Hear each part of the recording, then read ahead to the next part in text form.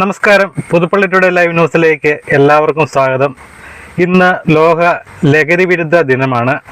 നമുക്കറിയാം, നമ്മുടെ സംസ്ഥാനത്ത് ഓപ്പറേഷൻ തൂഫാൻ ആഞ്ഞടിച്ചുകൊണ്ടിരിക്കുകയാണ്. ആഞ്ഞടിക്കുകയല്ല, ശരിക്കും പറഞ്ഞാൽ ഒരു കൊടുങ്കാറ്റായിട്ട് മാറിയിരിക്കുകയാണ്. നമുക്കറിയാം, നമ്മുടെ കോട്ടയം ജില്ലയിൽ തന്നെ ഒരു ദിവസം എന്തുമാത്രം കേസുകളാണ് വരുന്നതെന്നറിയോ. ഇപ്പോൾ ഈ കഴിഞ്ഞ ദിവസം ഇപ്പം UDF സർക്കാർ അധികാരത്തിൽ വന്നിട്ട് ഏകദേശം ഒരു മാസം പിന്നിട്ടെങ്കിലും ഏറെക്കുറെ 4000-ലധികം കേസുകളാണ് ഓപ്പറേഷൻ തൂഫാനിലൂടെ പിടിച്ചിരിക്കുന്നത്. അതും എല്ലാം MDMA, കഞ്ചാവ്, ഹൈബ്രിഡ് കഞ്ചാവുകളൊക്കെയാണ്.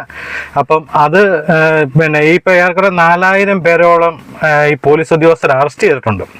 അപ്പം ഞാനതിൻ്റെ അകത്ത് പറയാൻ വന്നൊരു കാര്യം എന്ന് പറഞ്ഞാൽ, സർക്കാർ നല്ലൊരു പദ്ധതിയാണ് കൊണ്ടുവന്നിരിക്കുന്നത്. രമേശ് ചെന്നിത്തലയുടെ നേതൃത്വത്തിൽ നമ്മുടെ ഈ ഓപ്പറേഷൻ തൂഫാനുമായിട്ട് ബന്ധപ്പെട്ട ഉദ്യോഗസ്ഥന്മാരെ എത്ര അഭിനന്ദിച്ചാലും മതിയാകത്തില്ല. കാരണം ജനങ്ങൾ നല്ല രീതിയിലുള്ള അവർക്ക് സപ്പോർട്ടുകൾ കൂടെ കൊടുത്തെങ്കിൽ മാത്രമേ അവർക്ക് ഈ നമ്മുടെ കേരളത്തെ, ഇന്നിപ്പം ആഭ്യന്തരമന്ത്രി പറഞ്ഞിരിക്കുന്നത് കേരളത്തെ ലഹരി വിമുക്തമാക്കുമെന്നാണ് പറഞ്ഞിരിക്കുന്നത്.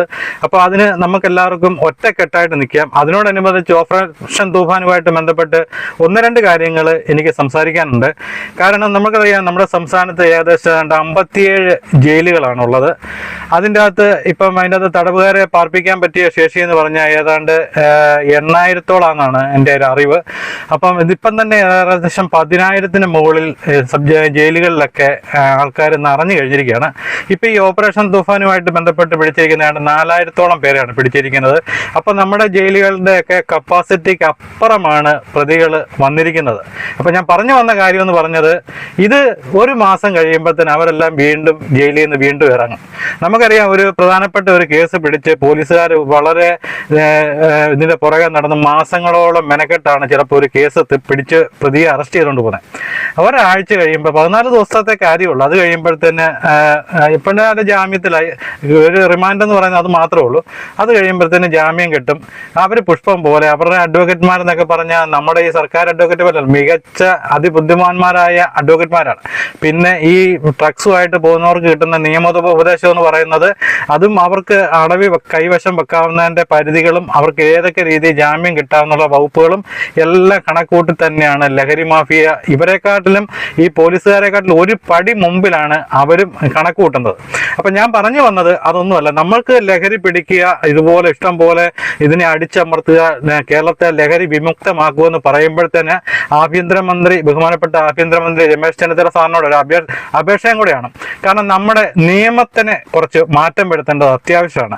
കാരണം ഈ നിയമം, നമ്മുടെ നിയമത്തിൻ്റെ ആനുകൂല്യം കൊണ്ടാണ് ഈ പലരും ഇറങ്ങി വന്നത്. ഇപ്പം നമുക്കറിയാം, പല കേസുകളും നിങ്ങൾ പിടിക്കുന്ന കേസുകളിൻ്റെ അകത്ത് എല്ലാം പറയുന്നുണ്ട് ഇവരൊക്കെ നേരത്തെ 1-2 കേസിൻ്റെ അകത്തൊക്കെ ഉൾപ്പെട്ടതാണ്. കാരണം ഇവനൊന്നും പേടിയില്ല. കാരണം ഇത് ഇത്രേ വരാനുള്ളൂ എന്നുള്ള ഒരു ചിന്ത കൊണ്ടാണ് ഇവനൊക്കെ വീണ്ടും വീണ്ടും ഇത് ആവർത്തിക്കുന്നത്. പിന്നെ കൂടുതൽ പെട്ടെന്ന് സാമ്പത്തികത്തിലേക്ക് എത്താൻ വേണ്ടി ചെറുപ്പക്കാരാണെങ്കിലും ഇപ്പം തിരഞ്ഞെടുക്കുന്ന വഴി എന്ന് പറയുന്നത് ഇതിൻ്റെ കയറാകുക എന്നുള്ളതാണ്. അപ്പോൾ നമ്മുടെ ഓപ്പറേഷൻ തൂഫാനോടനുബന്ധിച്ച് നമ്മുടെ നിയമത്തെ തന്നെ പൊളിച്ചൊന്ന് എഴുതണം. അല്ലെങ്കിൽ ഇനിയും ഇത്തരം കുറ്റകൃത്യങ്ങൾ വീണ്ടും കേരളത്തിൽ ആവർത്തിച്ചുകൊണ്ടിരിക്കും. ഇങ്ങനെയുള്ള കുറുക്ക് വഴികളിലൂടെ എളുപ്പ പണം ഉണ്ടാക്കാവുന്നുള്ളത് കൊണ്ടാണ് കൂടുതലും കുട്ടികൾ ഇതിൻ്റെ അകത്ത് ഉൾപ്പെടുന്നത്. പിന്നെ കഴിഞ്ഞ ദിവസം നമ്മുടെ മുഖ്യമന്ത്രി തന്നെ നിയമസഭയിൽ പറഞ്ഞു, നമ്മുടെ കേരളത്തിൽ യുവാക്കൾക്ക് എന്താണ് ഒരു അവസരമുള്ളത്, എന്തെങ്കിലും ഓപ്പർച്യൂണിറ്റി അവർക്കുണ്ട്. കാരണം ഒരു തൊഴിൽ സാധ്യതയുള്ള എന്തെങ്കിലും സംരംഭങ്ങൾ നമ്മുടെ നാട്ടിലുണ്ടോ? ഇതുപോലെ ഇപ്പം അതിൻ്റെ അകത്ത് ഉള്ളതെന്ന് പറഞ്ഞാൽ, ഇപ്പം കേരളത്തിൽ നല്ല രീതിയിൽ നടക്കുന്ന 2 ബിസിനസ്സുകളാണ്. ഒന്ന് മദ്യക്കച്ചവടവും, ഒന്ന് കേരള സംസ്ഥാനത്തിൻ്റെ ലോട്ടറി കച്ചവടവും. ഇത് 2 സർക്കാർ നടത്തുന്നതുകൊണ്ട് അത് സാധാരണപ്പെട്ടവർക്ക് നടത്താൻ പറ്റത്തില്ല. അതുകൊണ്ടാണ് ഇതുപോലെ നമ്മുടെ കുട്ടികൾക്ക് കേരളത്തിൽ ഒരു തൊഴിൽ സാധ്യത ഇല്ലാത്തതുകൊണ്ടാണ് നമ്മുടെ കുട്ടികളിൽ ഭൂരിഭാഗങ്ങളും അന്യ സംസ്ഥാനത്തേക്ക് പോകുന്നത്. ഇപ്പം പിള്ളേർക്ക് പഠിച്ച അവരുടെ ചിന്ത ആദ്യം എങ്ങനെ മറ്റ് സംസ്ഥാനത്തേക്ക് പോകുക എന്നുള്ളത്. അതുപോലെ ഇന്ന് നമ്മുടെ സംസ്ഥാനത്തെ സാഹചര്യം തന്നെ നോക്കിയോ. നമ്മുടെയൊക്കെ പഞ്ചായത്തുകളിൽ എടുത്തു നോക്കി അറിയാം, ഓരോ പഞ്ചായത്ത് പ്രസിഡന്റുമാരെ വിളിച്ചറിയാം, ആ വാർഡിലെ മെമ്പറോട് ചോദിച്ചറിയാം എന്തുമാത്രം ആൾക്കാരാണ് താമസമില്ലാതെ വീടും പരിസരവും കാട് പിടിച്ചിടക്കുന്നത്. കാരണം അവരൊക്കെ പോയി കഴിഞ്ഞാൽ അവർക്കൊന്നും ഇങ്ങോട്ട് വരണമെന്നേ ആഗ്രഹമില്ല. കാരണം ആ രീതിയിലായിപ്പോയി കേരളത്തിൻ്റെ അവസ്ഥ. അപ്പോൾ അവരെയെല്ലാം തിരിച്ചു കൊണ്ടുവരാനും അവർക്ക് ജോലി കൊടുക്കാനുള്ള സോഴ്സുകളൊന്നും നമ്മുടെ സംസ്ഥാന സർക്കാരിനില്ല.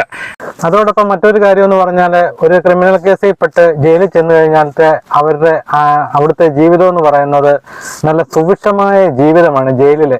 അപ്പം അതുപോലെയുള്ള ഫുഡ് ഇപ്പം ജയിലിൽ പോയിട്ട് വന്ന ആൾക്കാരോട് ചോദിച്ചു കഴിഞ്ഞാൽ സുഖമായിരുന്നെന്ന് പിന്നെ ഗൾഫിൽ പോകുന്നവരോട് ചോദിച്ചാൽ അവിടെ കഷ്ടപ്പാടാന്ന് പറയും. ജയിലിൽ പോയിട്ട് വരുന്നവരോട് ചോദിച്ചാൽ സുഖ ജീവിതമാണെന്നാണ് പറയുന്നത്. കാരണം ജയിലിലെ ഭക്ഷണത്തിന്റെ ആ മെനു തന്നെ മാറ്റണം.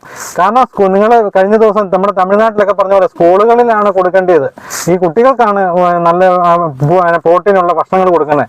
ജയിലിലോട്ടൊക്കെ പോയിട്ട് നമ്മുടെ ഉദാഹരണം നമ്മുടെ ഗോവിന്ദച്ചാമി അടക്കം പെൻസിൽ പോലെ ഇരുന്ന ഗോവിന്ദച്ചാമിയൊക്കെ തിരിച്ചു വന്നപ്പോഴത്തേന് സിനിമാ താരത്തെ പോലെ ആയതുകൊണ്ട്. ഈ കഴിഞ്ഞ ദിവസം ഒരാൾ ചന്ദ്രൻ എന്ന് പറഞ്ഞ ഒരാൾ ഇതുപോലെ അദ്ദേഹത്തിന്റെ ജയിലിലോട്ട് പോയ ഫോട്ടോയും തിരിച്ചു വന്ന ഫോട്ടോയും കണ്ടു കഴിഞ്ഞപ്പോഴത്തേന് നമ്മളെ തന്നെ ഞെട്ടിപ്പോവുകയാണ്. കാരണം അത്രയ്ക്കും നല്ല മികച്ച ഭക്ഷണങ്ങളും കാര്യങ്ങളൊക്കെയാണ് ജയിലിൽ കൊടുക്കുന്നത്. അത് തന്നെ നിർത്തലാക്കുക. ജയിലെന്ന് പറയുന്നവരെ ശിക്ഷിക്കാനാ, അല്ലാതെ രക്ഷിക്കാനല്ല. അത് തന്നെ അതിൻ്റെ അകത്തെല്ലാം ഭേദഗതി വരുത്തണം. അതുപോലെ നമ്മുടെ ഈ കടകളിലൊക്കെ കുട്ടികൾ ഏറ്റവും കൂടുതൽ സിഗരറ്റ് കടകളിൽ നിന്ന് മേടിക്കുന്നത് കുട്ടികളാണ്. കടക്കാരെ സംബന്ധിച്ച് അവരിത് വിൽക്കാനിരിക്കുന്നതാണ്.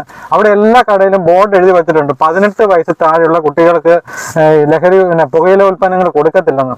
ഏത് കടക്കാരാണ് അത് പാലിക്കുന്നത്? ഒരു കടക്കാരും പാലിക്കുന്നില്ല. കാരണം അവർ ആയിരങ്ങളിൽ അല്ലെ ലക്ഷങ്ങൾ കൊടുത്ത് ഈ സിഗരറ്റ് ഉൽപ്പന്നങ്ങളൊക്കെ മേടിച്ച് വെച്ചിരിക്കുന്നത് കാണാനല്ല, അവർ വിൽക്കാൻ വേണ്ടിയാണ്. അവരാരും ഏറ്റവും കൂടുതൽ സിഗരറ്റ് മേടിക്കുന്നത് ചെറുപ്പക്കാരെ കുട്ടികൾ തന്നെയാണ് മേടിക്കുന്നത്. അപ്പൊ അവർക്ക് കൊടുക്കാതിരിക്കാൻ വഴിയില്ല. അത് ആര് വന്നെന്ന് പറഞ്ഞാൽ കടക്കാർ കൊടുക്കും. പിന്നെ ഇതൊരു പ്രഹസനം എന്ന് പറയുന്നത്, സിനിമയിലൊക്കെ ആണെങ്കിലും മദ്യപിക്കുന്ന രംഗം കാണുമ്പോൾ തൊട്ടടിയിൽ എഴുതി കാണിക്കത്തില്ലേ, മദ്യപാനം ആരോഗ്യത്തിന് ഹാനികരം എന്ന് പറഞ്ഞ പോലെ ഉള്ളു കടയിലെ ഈ സ്റ്റിക്കർ കൊണ്ടുള്ള കാര്യങ്ങൾ.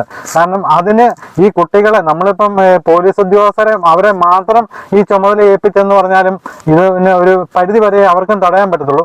എങ്കിലും ഇത് പൂർണ്ണമായിട്ട് തടയണമെന്നുണ്ടെങ്കിൽ പൊതുജനങ്ങളും കൂടെ ഇതിൻ്റെ അകത്ത് പങ്കാളിത്തം വഹിക്കണം. കാരണം നമ്മുടെയൊക്കെ സ്കൂളുകളിൽ, അതുപോലെ അമ്പലങ്ങളിൽ, പള്ളികളിൽ ഇതവിടെയൊക്കെ ആത്മീയതയല്ല വിളമ്പേണ്ടത്. അതുകൊണ്ട് ഒരു കാര്യമില്ല, പിള്ളേരുടെ തലയിലോട്ട് കയറത്തില്ല. എത്ര ക്ഷേത്രങ്ങളിൽ പിള്ളേർ വരുന്നുണ്ട്, അവർക്ക് വേണ്ട ക്ലാസ്സുകളും കാര്യങ്ങളും കൗൺസിലിംഗ് അടക്കമുള്ള ക്ലാസ്സുകൾ കൊടുക്കാൻ നമ്മുടെ സമൂഹം ബാധ്യസ്ഥരാണ്. അതുപോലെ ക്ഷേത്രങ്ങളിലും പള്ളികളിലും എല്ലാം പിന്നെ ബൈബിളിലെ വചനങ്ങളും അതുപോലെ ഭഗവത്ഗീതയിലെ വചനങ്ങളും ഒന്നും പഠിപ്പിച്ചിട്ട് ഇന്നത്തെ കാലത്ത് ഒരു കുട്ടികളും അതിലേക്ക് അവർ ആകർഷകരാകത്തില്ല. അവർക്ക് വേണ്ട കാര്യങ്ങൾ ചെയ്തു കൊടുക്കാൻ, അവരുടെ ജീവിതം മുന്നോട്ട് കൊണ്ടുപോകാൻ ഏതൊക്കെ രീതി നല്ല രീതിയിൽ പോകണം എന്നുള്ളതിന് അവർക്ക് നല്ല കൗൺസിലിംഗ് ക്ലാസ് തന്നെ എല്ലാവരും കൊടുത്തെങ്കിൽ മാത്രമേ അവരെ നമുക്കിപ്പം ഇതിൻ്റെ അകത്തൊന്നും ഈ തെറ്റിൻ്റെ അകത്ത് അകപ്പെട്ട് പോയ കുട്ടികളെ പോലും തിരിച്ചു കൊണ്ടുവരാൻ പറ്റത്തുള്ളൂ. അവർക്ക് ആ ഒരു കെയർ പോലും കിട്ടുന്നില്ല. ഒരു കുറ്റം ചെയ്തവൻ അവൻ ഇന്ന് സമൂഹത്തിന് മുന്നിൽ കുറ്റവാളിയാകും. അതുകൊണ്ട് അവൻ നോക്കുമ്പം പിന്നെ അവനിത് ആവർത്തിച്ചുകൊണ്ടിരിക്കും. നമ്മുടെ നാറിയ നിയമവ്യവസ്ഥ അതിന് മാറ്റം വന്നില്ലെങ്കിൽ ഇപ്പൊ 5 വയസ്സുള്ള കുട്ടിയെ പിടിപ്പിച്ച് കൊല്ലുന്നു, അവൻ എന്നാ ജയിലിൽ പോയാലും അവൻ കുറച്ചു നാൾ കഴിയുമ്പോൾ ഇറങ്ങുന്നു. അതുപോലെ നമ്മുടെ യു പിയിലൊക്കെ കാണുന്ന പോലെ എൻകൗണ്ടർ എന്ന് പറഞ്ഞാൽ വെടിവെച്ച് കൊന്നേക്കണം. അങ്ങനെയുള്ള ശിക്ഷാ നിയമങ്ങൾ പേടി വരണം. ജനങ്ങൾക്ക് പേടി വന്നെങ്കിൽ മാത്രമേ കുറ്റകൃത്യങ്ങൾ ആവർത്തിക്കാതിരിക്കുള്ളൂ. നമ്മുടെ മലയാളികൾ വിദേശ രാജ്യങ്ങളിൽ പോയി കഴിഞ്ഞാൽ അവരെന്ത് മര്യാദക്കാരാ. ഇവിടെ ഈ വാഹനം ഇട്ടുകൊണ്ട് റോഡിൽ കിടന്ന് അഭ്യാസം കാണിക്കുന്നവനൊക്കെ വിദേശത്ത് പോയി കഴിഞ്ഞാൽ എന്ത് മര്യാദയ്ക്ക് വാഹനം ഓടിക്കുന്നു, അവിടെ എന്ത് രീതിയിൽ ജീവിക്കുന്നു. അവന് റോഡിൽ ഒരു പ്ലാസ്റ്റിക് ബോട്ടിൽ, ഇപ്പം നമ്മൾ കടയിൽ ഒരു ബോട്ടിൽ വെള്ളം മേടിച്ച് കുടിച്ചാൽ അന്നേരം വഴിയിലോട്ട് വലിച്ചെറിയുകയാണ്.